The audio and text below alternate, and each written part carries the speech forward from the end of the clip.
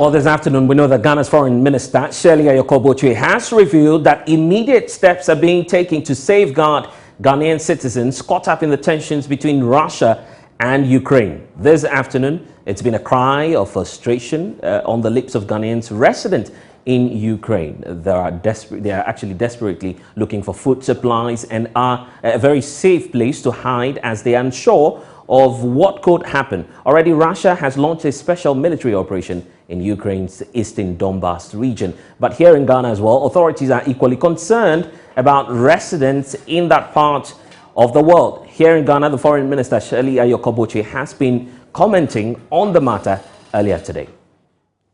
Ukraine is under siege, and that means that apart from the fact that a lot has been said, a lot of diplomatic moves have been made to stop the aggression. Unfortunately, it hasn't worked. So we're all waiting to see what will happen. And for us this morning, we're trying to figure out what to do with our nationals who are resident in Ukraine. It's becoming quite difficult from where we sit to move them. So we need to ensure that they are safe and that they are keeping safe. So we're engaged very much on this this morning. So thank you so much for coming. So that's the confirmation we're getting from the Foreign Minister there, that actions and immediate steps are being taken on the matter. Fanny Faska with our partner station DW has the latest from the Ukrainian capital on this. The situation in Ukraine is obviously escalating. What a night it has been, and what a morning also for people in the capital, Kiev. But Franska, what is the situation like in Kiev where you are right now? Explosions this morning that really was a shock to many here. People in Kyiv didn't think even to the last minute that actually Russia is going to go so far as assaulting Kyiv, the capital city. After all, also Vladimir Putin pointed out in this surprising televised address this morning that this is, quote, a military operation in eastern Ukraine. But it turns out there are various reports that explosions are heard in many parts of the country, shellings, and reports of people being injured and killed. Now, the problem is we cannot verify this information, so I'm not even going to talk about any numbers at this point, because as this escalation has entered a new phase, there are various accusations between Russian forces and Ukrainian government official military information. What is actually currently happening on the ground? I can only tell you what I've been experiencing this morning, and that was a very, very critical situation. People here were packing up, trying to leave by car from the hotel where we are at this point. Also, we are hearing that there are a lot of people lined up at gasoline stations trying to fill up on gas, trying to leave to neighboring countries, Slovakia, Poland, towards the west. But we also hear at this point, if you're trying to leave Kyiv, it's in fact almost impossible to go towards the west. So much traffic has built up. Again, there are also people who are just staying put and are trying to inform themselves actually where is the nearest shelter when those sirens are going to go off again, likely as they did this morning. Siren warning, or in fact telling people this is the time that you should look for your closest shelter. Right then, and Franska, keeping her eyes on that for us with our partnership station DW. We'll be definitely giving you updates in our subsequent bulletins here on the Joy News channel, but there's a need for us obviously to have a conversation on this. Fortunately, we're joined on Zoom by Kojo Pobi, who's the president of the National Union of Ghanaian Students in Russia. Philip Bobier Ansa is also president of the National Union of Ghanaian Students resident in Ukraine itself, where all of this tension is building up. And fortunately, Dr. Patrick is Popolampo Dovis with the Media and Communications Secretary for the Global Union of Ghanaian Scholars. He is also joining us on this, and he's also a former Nukes Russia president. I'm grateful, gentlemen, that you've been able to join us here on The Pulse. Let me start off with you. Doc, on this matter. What's your impression about the reaction that we're getting from the government of Ghana? The minister is revealing to us that immediate steps are being taken now to safeguard Ghanaians abroad. What's the best strategy for you in approaching all of this? Well, thank you very much, and a very good afternoon to your listeners as well.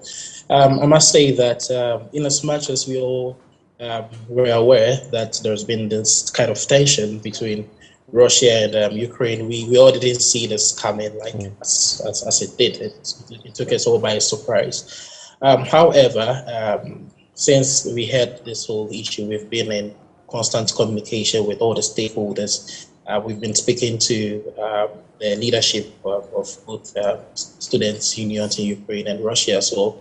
And we've also been in touch with government as well. We've been speaking to ambassadors, Ghanaian ambassadors across Europe, as well as the Consular General in charge of Ukraine as well.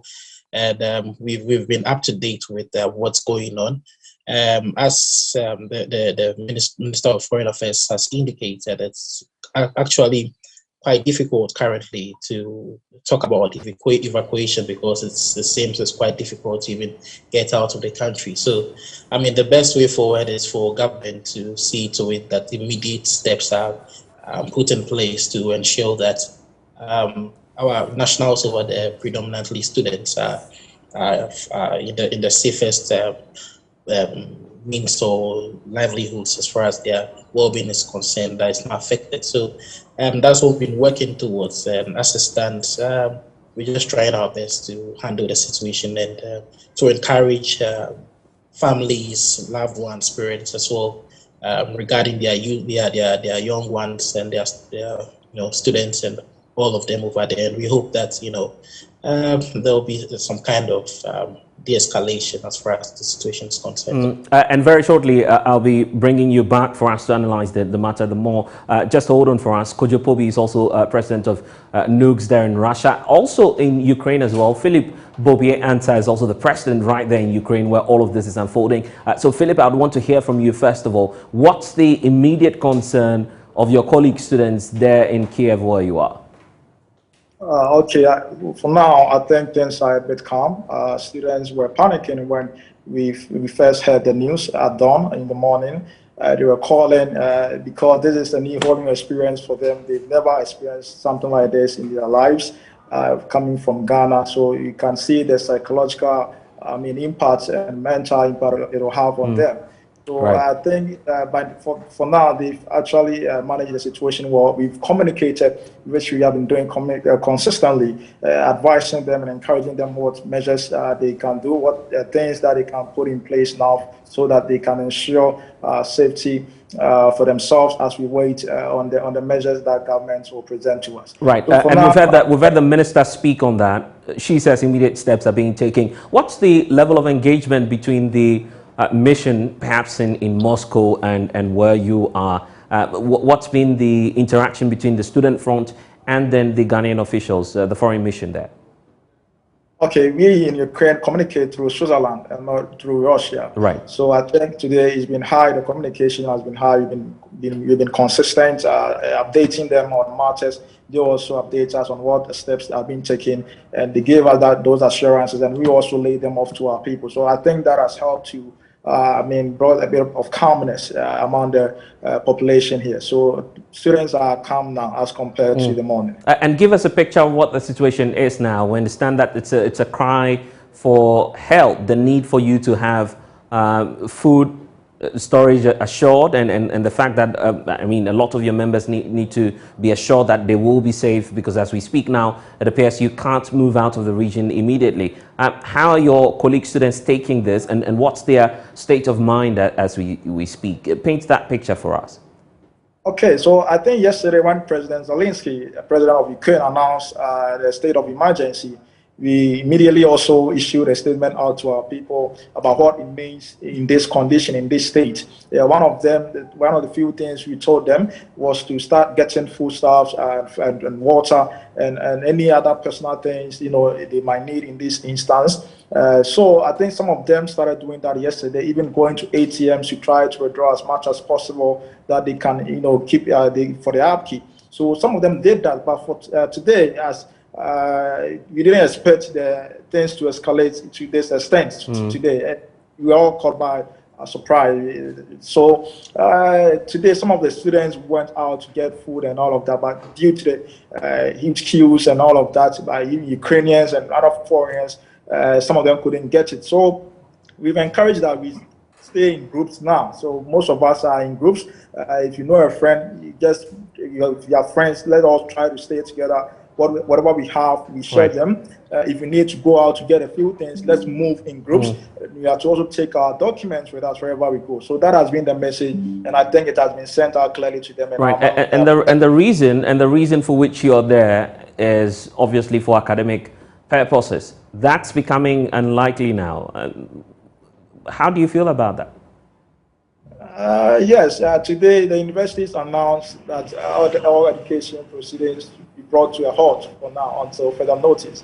So, mainly the funny thing is most students were not willing to leave because they were afraid of what might happen if they leave, because school was still in session. And I would like to state categorically that in Ukraine here, the education system is such in a way that you are bound to your payment of tuition and also your academic progress. So if you start missing classes, they can base on it and expel you. So some students were actually concerned with that. So they stayed here mainly for that. And today, we are not even having the classes. So that is the situation we find ourselves in now.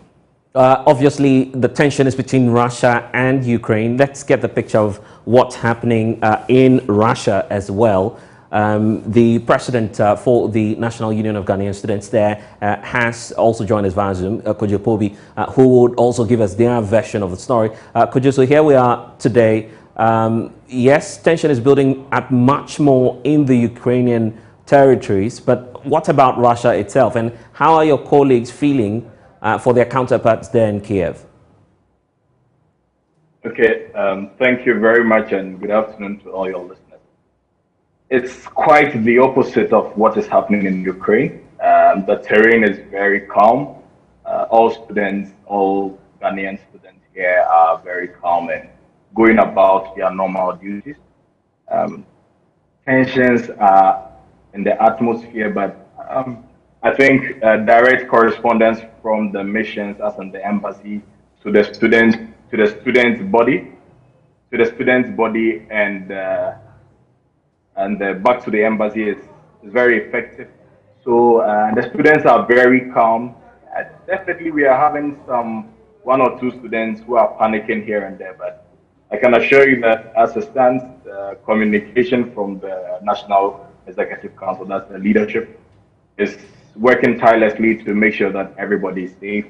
And the embassy is also giving us all the assurances that we need. So as it stands, yes, we are very safe and calm. And we are very much worried about Ukrainian counterparts. It's very disturbing because when you hear the news about the airspace being closed, you wonder how these people are going to get out, how your brothers and sisters are going to get out.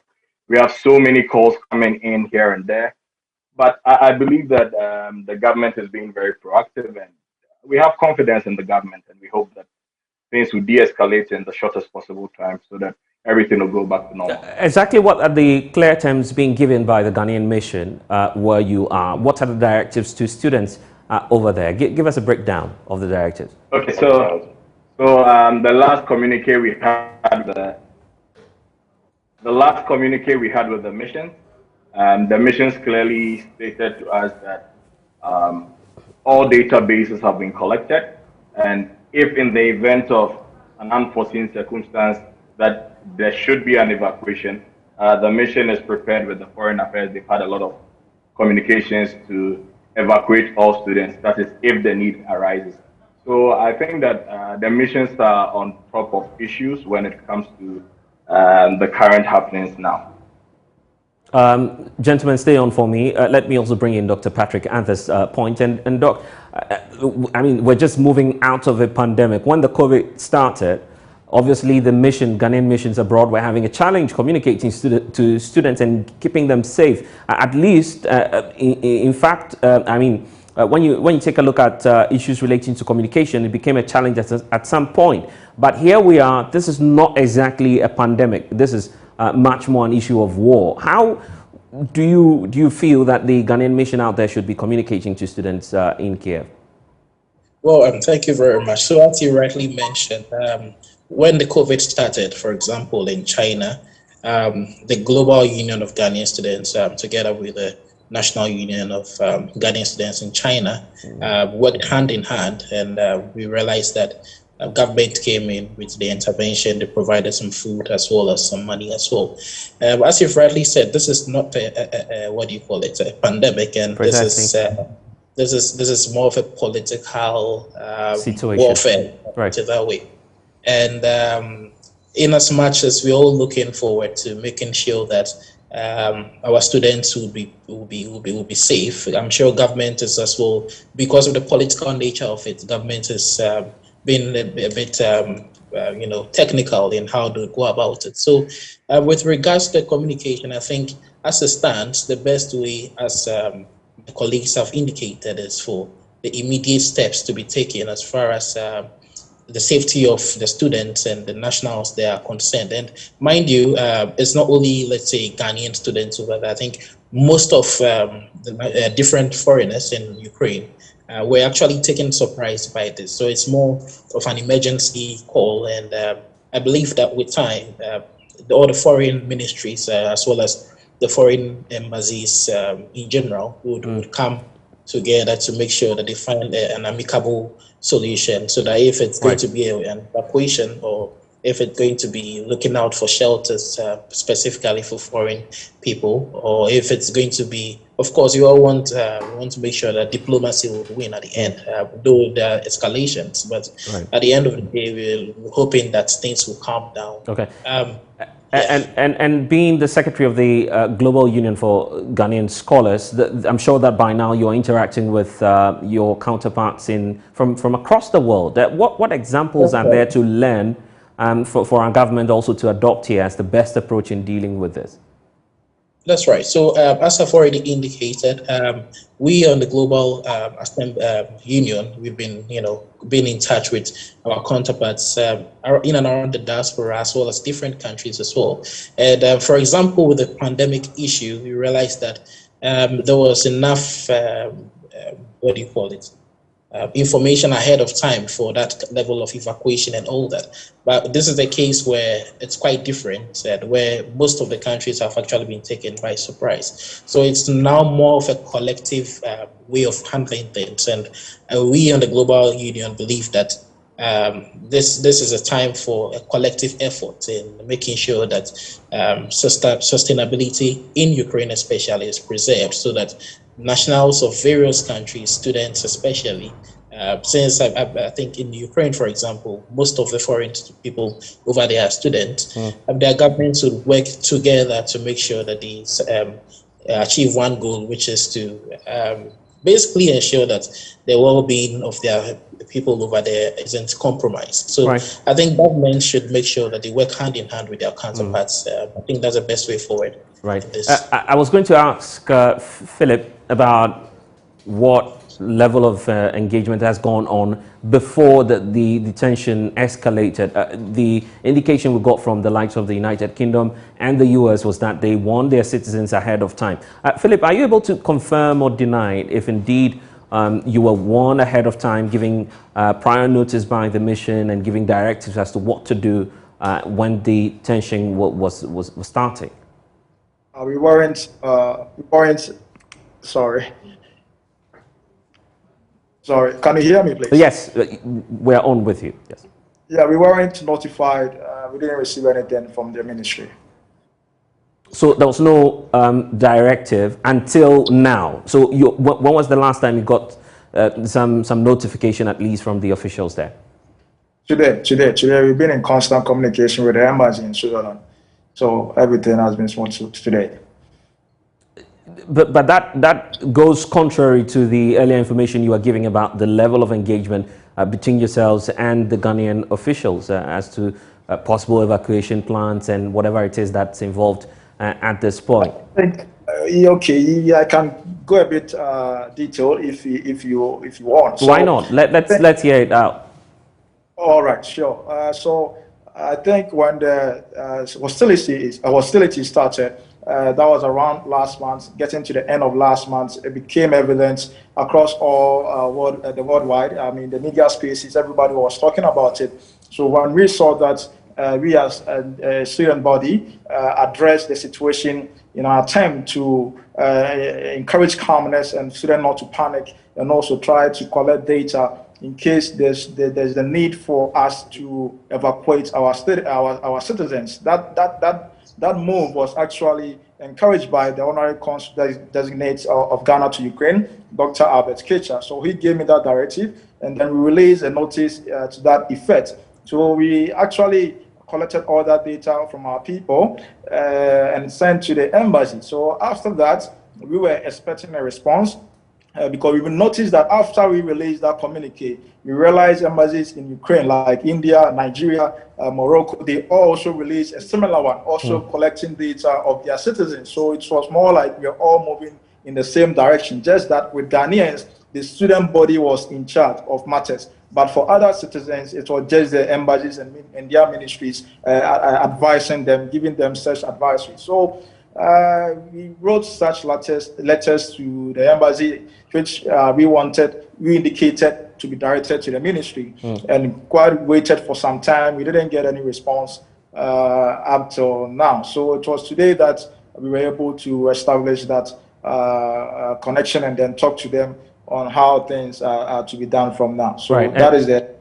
And at least we know now that you are safe. You have one more opportunity to send that message across to the authorities. The foreign minister has spoken on this, but what will be your message to the Ghanaian government about the concerns you have as students studying in Ukraine? Okay, before I address that about the government, I would also like to use this opportunity to encourage and also treat our parents. We've been getting calls from them. I would like to say that for now, as it stands now, talking about current matters, no student has been affected by the ongoing escalations, missile strikes and all of that. All of our students, we are in constant checkups. We are doing constant checkups. They are all in their homes. So for now, they can calm down a bit. We are still waiting for the government to come in for us. Now, getting back to what the government can do, in my communication with the embassy, they asked for my opinion. So I think it's only fair if I share that as well. Okay.